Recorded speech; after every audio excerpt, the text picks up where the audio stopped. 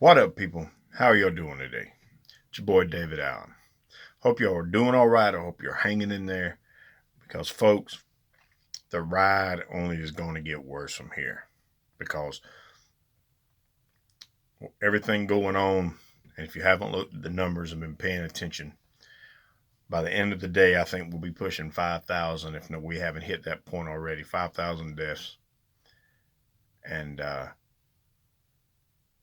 I think in the next 2 days, if not sooner, we'll hit the 10,000 mark deaths. Uh, it's just the way this nature of the beast of what we're facing, the nature of this virus is brutal. So again, if you don't have to be out, stay at home, take care of yourself and your loved ones. Me personally, my wife ain't been out in 2 weeks, and I don't feel like letting her out. She ain't going out. I go out and have contact with as little people as possible because I have to come home. And being at home means I'm around her, and I'm not trying to get her sick. So there's that. What I'm going to talk about today is probably going to rub people the wrong way. It may not. But if you understand where I'm coming from, then maybe you can have the sense to understand why I'm trying to tell you. All right, look. I went to church for most of my life, for most of my young life, most of my years growing up until my parents got divorced. There were times I was in church every day for months on end. If the doors were open, we were there.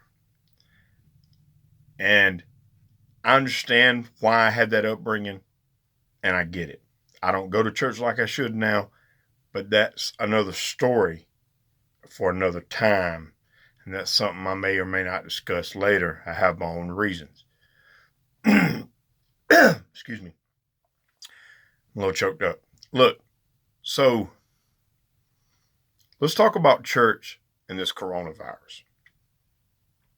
I gave you my background to let you understand that I understand people's physical, mental need to go worship in a large group. Being with like-minded people helps you stay on the right-minded track as far as religion goes. Your denomination, you're around the same people, you all think the same way. I get that. But there comes a time whenever you have to realize that God is bigger than just that place that you call church. And there comes a time where you have to realize that we have this technology that allows you to be able to communicate, to be able to preach the word and to sing and to do all these things online away from people. And if you have a pastor still insisting that you have large gatherings in churches like the guy in Florida that just got arrested for doing that very thing, then you're nuts. You're not supposed to tempt God.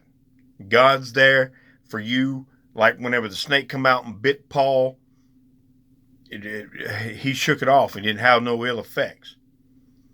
But don't mean you run around trying to tip every freaking snake that comes along. I say that to say this. In the day's technology where 2 and 3 are gathered together in my name, there I will be also. So you're going to tell me that God's not big enough for all you people that go to church, that you can't see, communicate with each other, and see the word being preached to you? That some of you have this hard-headed notion that it doesn't apply to you? When you gather 200 or 300 people gather in church, and then you go out into the community, and then you're with your loved ones or with others, and then you've been exposed at church, and now you're affecting thousands of people. Now you want to say, oh my, look at what happened. Look what's going on. It's because you decided that you had to go to church that day. I'm not saying church is a bad thing. That's not what I'm wailing about. This mainly is pointing towards the pastors that feel that they still have to have church in the old-fashioned manner in which they're having it, and it is just not right and suited for the day in which we're living and in the times in which we're fighting. It's not.